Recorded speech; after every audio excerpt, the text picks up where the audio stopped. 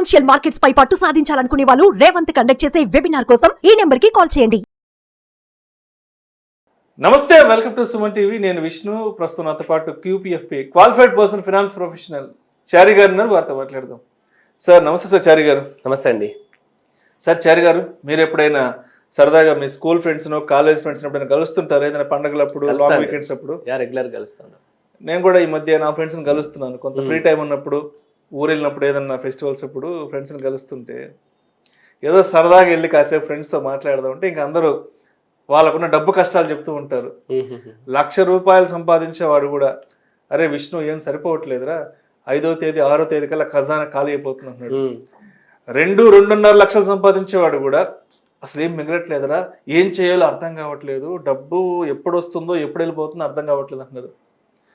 సరే, నెలకు 3 లక్షలు, సంవత్సరానికి ఒక 30-40 లక్షలు సంపాదించే వాళ్ళు కూడా, విష్ణు ఏం అర్థం కావట్లేదురా, అసలు ఈ డబ్బేంటో ఇలా ఖర్చు అయిపోతుంది, అసలు మా లాంటి వాళ్ళు బతకాలంటేనే బతకలేకపోతున్నాం విష్ణు అంటూ కూడా, ఏది నెలకి 3 లక్షలు సంపాదించే వాళ్ళు కూడా ఈ మాట అంటున్నారు కదా. ఇప్పుడే నెలకి 2 లక్షలు 3 లక్షలు సంపాదించే వాళ్ళు కూడా బ్రతకడమే ప్రశ్నార్థకం అయిపోతుందిరా విష్ణు అంటుంటే, మరి రాబోయే 10, 15, 20 సంవత్సరాల తర్వాత పరిస్థితి ఏంటి?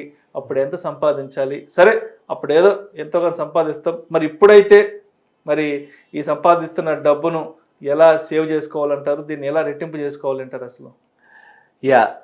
ఇప్పుడు యాక్చువల్గా మీ ఫ్రెండ్ సపోజ్ జాబ్ చేస్తున్నారు అనుకోండి, ఆయనకి ఊరికే జాబ్ ఇచ్చారండి, లేదంటే ఆయనకి ఏదైనా ఇంటర్వ్యూ చేసి కావాల్సిన పారామీటర్స్ చెక్ చేసి జాబ్ ఇచ్చారా, లేదంటే బాబు వెళ్తుంటే పిలిచి బాబు జాబ్ ఇస్తాను ఇచ్చారా? అంటే ప్రాపర్గా వాళ్ళు ఇంటర్వ్యూ చేసి కంపెనీలో 1-2 డేస్ ఇంటర్వ్యూ చేసి ఫైనలైజ్ చేసి షార్ట్ లిస్ట్ చేసి జాబ్ ఇస్తారు. ఆయన స్కిల్ సెట్ ఏంటి, ఆయన నాలెడ్జ్ ఏంటి, ఎంతవరకు చదువుకున్నారు, ఇవన్నీ చూసి ఉద్యోగం. ఎగ్జాక్ట్లీ, ఎడ్యుకేషన్ కానీ అండ్ స్కిల్స్ కానీ చూసి ఆ పారామీటర్స్ అన్ని చూస్తారు కదా. అలాగే మీరు ఈసారి ఎవరు కలిసినా సరే మీరు ఏం చెప్తారంటే, వాళ్ళు సంపాదిస్తున్న డబ్బు ఉంది కదండి, వాళ్ళు సంపాదిస్తున్న డబ్బును కూడా వీళ్ళని ఎట్లాగైతే ఇంటర్వ్యూ చేసి జాబ్ ఇచ్చారో వాళ్ళకి, వాళ్ళు సంపాదిస్తున్న డబ్బు కూడా ఇంటర్వ్యూకి పంపించి జాబ్ చేపించండి వాళ్ళ డబ్బుతో. ఏంటి సార్ డబ్బు ఇది అంటే నిజం చెప్తున్నాండి, విచిత్రంగా ఉంటది. బట్ ఇంటర్వ్యూ చేయడం ఏంటి సార్, మనిషిని ఇంటర్వ్యూ చేయడం ఇది అంటే అర్థం కావట్లేదు కాన్సెప్ట్. కరెక్ట్. అస్తమానం మనం దేనికి అలవాటు పడ్డామంటే, మనం 24 hours వర్క్ చేయడానికి అలవాటు పడ్డామండి. అవును. కానీ మన తలరాత అంటే మనకు సంబంధించిన ఫైనాన్షియల్ సిచ్యువేషన్ మొత్తం చేంజ్ అవ్వాలి అంటే మనం అస్తమానం మనం డబ్బు గురించి వర్క్ చేయడం కాదు, మనం సంపాదించిన డబ్బు కూడా మన గురించి వర్క్ చేసేలాగా మనం చెయ్యాలండి. ఆ రోజు మాత్రమే మీరు అన్నట్టు ఫైనాన్షియల్ సిచ్యువేషన్స్ మారుతాయి. మీరు అన్నట్టు ఇవాళ 1,00,000 రూపాయలు సంపాదిస్తేనే గడవడానికి కష్టంగా ఉందంటే, రేపు పొద్దున ఇదే 1,00,000 రూపాయలు వస్తే ఇంకా గడవడానికి చాలా కష్టంగా ఉంటుంది. అలాంటప్పుడు ఏం చేయాలంటే, కొంత డబ్బుని మాత్రం ఇంటర్వ్యూకి పంపించి జాబ్ చేయించాలి. నేను ఆ కాన్సెప్ట్ క్లియర్గా ఎక్స్ప్లెయిన్ చేస్తాను చూడండి. డబ్బుని ఇంటర్వ్యూకి పంపించి దాంతో ఉద్యోగం చేయించాలి. ఎగ్జాక్ట్లీ. ఇంట్రెస్టింగ్ ఉంది. సో ఇప్పుడు ఫస్ట్ ఆఫ్ ఆల్ ఇంట్లో కూర్చున్న చదువుకొని బాగా చదివి ఉద్యోగం లేకుండా ఎదిగిన పిల్లవాడు ఇంట్లో కూర్చుంటే ఎంత నష్టమో, మనం సంపాదించిన డబ్బు కూడా ఖాళీగా కూర్చుంటే ఎంత నష్టం అండి. ఇప్పుడు చాలా కష్టపడి చదివిస్తాము, వాడికి ఉద్యోగం లేకుండా ఇంట్లోనే కూర్చున్నాడు అనుకోండి, అది ఎంత పెయిన్ఫుల్ ఉంటుందో, మనం సంపాదించిన డబ్బు కూడా ఏం పని చేయకుండా అలా కూర్చుంటే అంత పెయిన్ఫుల్ ఉంటుందండి. అందుకని మనం ఏం చేయాలంటే ఇంటర్వ్యూ చేయించాలి. ఇక్కడ ఒక లాజిక్ ఉంది. మీకు జాబ్ కావాలి అంటే కంపెనీ మిమ్మల్ని ఇంటర్వ్యూ చేస్తుంది, కానీ మీ డబ్బుకి ఏం కెపాసిటీ ఉందంటే, దానికి జాబ్ కావాలి అనుకుంటే, ఆ డబ్బుకి జాబ్ కావాలనుకుంటే అదే కంపెనీని ఇంటర్వ్యూ చేస్తుంది. ఫర్ ఎగ్జాంపుల్, మీరు ఒక కంపెనీ దగ్గరికి వచ్చి నాకు జాబ్ కావాలి, మీ కంపెనీని నేను ఇంటర్వ్యూ చేస్తా అంటే ఎలా ఉంటుంది? ఏమంటారు? కొంచెం పక్కకు జరుగు అవ్వంటారు. అదే మీ డబ్బుకున్న కెపాసిటీ అదేనండి. అది దానికి కావాల్సిన పారామీటర్స్ని చెక్ చేసుకొని ఇంటర్వ్యూ చేసుకుంటుంది. సో నేను జాబ్ చేయాలంటే డబ్బు ఏమంటుంది అంటే, ఫస్ట్ ఆఫ్ ఆల్ నాకు సేఫ్టీ ఉందా లేదా అని అడుగుతుంది.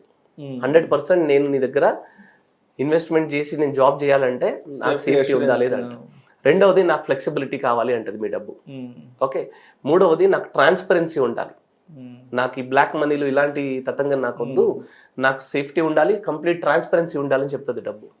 అలాగే నాకు హై రిటర్న్స్ కావాలి అంటే నాకు హై శాలరీ కావాలంటది అనమాట మీ డబ్బు. ఫస్ట్ ఆఫ్ ఆల్ సేఫ్టీ అంటే ఏంటి? హై రిస్క్ ఉన్న రిస్క్ అంటే ఏంటి? ఫస్ట్ ఆఫ్ ఆల్ నా డబ్బు ఎక్కడైనా ఇన్వెస్ట్ చేస్తే అది, ఫర్ ఎగ్జాంపుల్ నేను ఒక ల్యాండ్ కొన్నాను, ఒక 10 లక్షలు పెట్టి ల్యాండ్ కొంటే నాకు ఒక 2-3 years తర్వాత తెలిసింది అనుకోండి, మొత్తము ఈ ల్యాండ్ అంతా కూడా ఆల్రెడీ డబుల్ రిజిస్ట్రేషన్ అయిందని తెలిసింది అనుకోండి, మొత్తం గోవింద్, మొత్తం పోయినట్టే.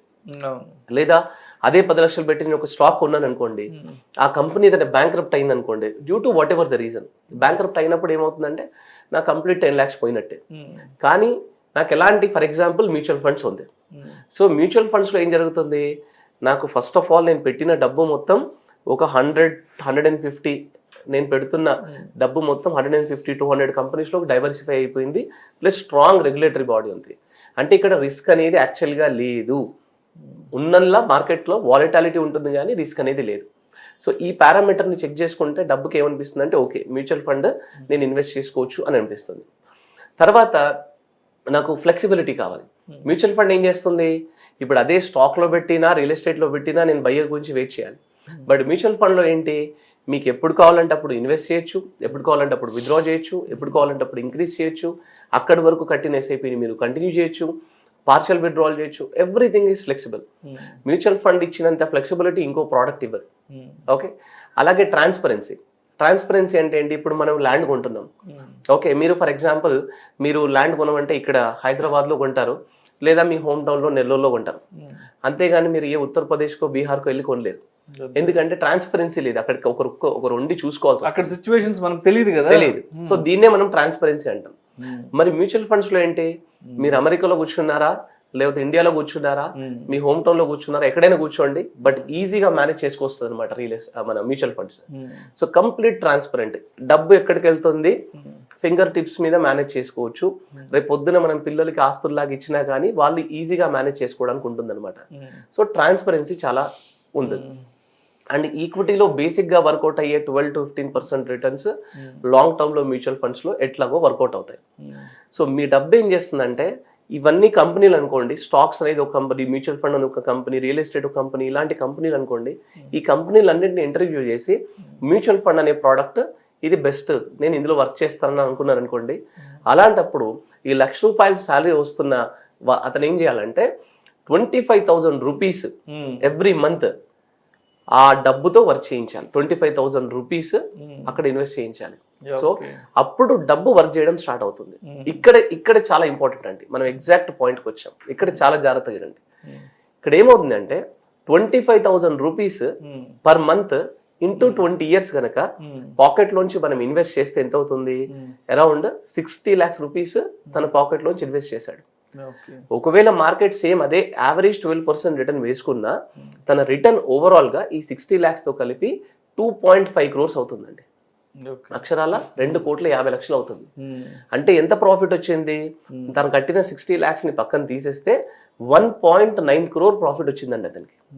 అంటే 1.9 crore ఎవరు సంపాదించారు? ఈ 1.9 crore ని తను ఇన్వెస్ట్ చేసిన డబ్బు సంపాదించి 25,000 సంపాదించుకుంటూ పోయింది. అంటే 1.9 crores divided by this last 20 years 240 months divide చేస్తే అంటే ప్రతి నెల 80,000 రూపాయలు సంపాదించిందండి. తను ఇన్వెస్ట్ చేసిన 25,000 రూపీస్ని కనుక ఇన్వెస్ట్ చేసుకుంటూ వెళ్తే, అంటే ఇక్కడ అర్థం చూడండి, మనం జాబ్ చేస్తేనేమో ₹1,00,000 సంపాదిస్తున్నాం, కానీ మన డబ్బు జస్ట్ 25,000 రూపీస్ జాబ్ చేయడం స్టార్ట్ చేస్తే అది పర్ మంత్ 80,000 రూపీస్ సంపాదిస్తుందండి. అంటే మీరు సపరేట్గా ఇంటర్వ్యూ తీసుకెళ్లాల్సిన అవసరం లేదు, డబ్బే ఇంటర్వ్యూ చేసుకుంటుంది సపరేట్గా. దానికి నచ్చిన ప్రోడక్ట్లో తనకు నచ్చిన దగ్గర వర్క్ చేస్తుంది. మ్యూచువల్ ఫండ్ అనే కంపెనీలో వర్క్ చేస్తుంది. మీరు కేవలం మీరు అన్నారు 3 లక్షల రూపాయలు సంపాదించే వాళ్ళకి సరిపోవట్లేదు అన్నారు, 2 లక్షలు ఎవరైనా సరే ఒకటే ఫార్ములా ఫాలో అవ్వాలండి. 25% of your money you should make your money work for you. దాంతో ఆ డబ్బుతో పని చేయించడం స్టార్ట్ చేయించండి. లేదంటే 20 సంవత్సరాల తర్వాత కూడా మీరు ఇంకా వర్క్ చేస్తూనే ఉంటారు. 20 సంవత్సరాల తర్వాత పెళ్ళిళ్ళైనా వాళ్ళ మీద డిపెండ్ అవ్వాల్సి వస్తుంది. మీకు ఇది ఒక అద్భుతమైన అవకాశం అండి. మీ డబ్బు మీ గురించి పని చేసి పెట్టడం అనేది అద్భుతమైన అవకాశము. దీన్ని ఉపయోగించుకుంటేనే ఫ్యూచర్లో బాగుంటుంది, లేదంటే చాలా కష్టం అండి. ఇవన్నీ నేను ఏదో ఊరికి చెప్పట్లేదండి. గత 10 సంవత్సరాలుగా కొంతమంది ఇలా చేసి సక్సెస్ అయిన వాళ్ళు ఉన్నారు. కావాలంటే వాళ్ళది నేను నెక్స్ట్ వీడియోలో క్లియర్గా చెప్తాను. సక్సెస్ అయిన వాళ్ళు ఉన్నారు. వాళ్ళ డబ్బు వర్క్ చేయడం స్టార్ట్ చేస్తే 24/7 వర్క్ చేసి ఇవాళ వాళ్ళ డబ్బు ఏం జరిగిందంటే వాళ్ళకి ₹1,00,000 శాలరీ వస్తున్నా సరే వాళ్ళ డబ్బు చేసిన పని ఏంటంటే ఇవాళ వాళ్ళకి ₹1,50,000 పెన్షన్ వచ్చేలాగా చేసింది అనమాట. రైట్ చాలా అద్భుతంగా వర్క్ చేస్తుంది. డబ్బుని ఇంటర్వ్యూకి పంపించండి, డబ్బుతో పని చేయించడం స్టార్ట్ చేయించండి. Right, thank you so much Chari garu. Thanks అండి. డబ్బుని కూడా ఇంటర్వ్యూకి ఎలా పంపించాలి, దాంతోపాటు ఏ విధంగా పని చేయించాలి, అది పని చేయడం వల్ల మరి సంపాదన ఏ విధంగా సృష్టించవచ్చు అనే దాని గురించి చాలా చక్కగా డీటెయిల్డ్గా మన ప్రేక్షకులకు తెలియజేశారు. Thank you so much Chari garu. Thanks అండి. నమస్తే. సుమన్ టీవీలో మీ పర్సనల్ అండ్ బిజినెస్ ప్రమోషన్స్ కోసం కింది నెంబర్కి కాంటాక్ట్ చేయండి.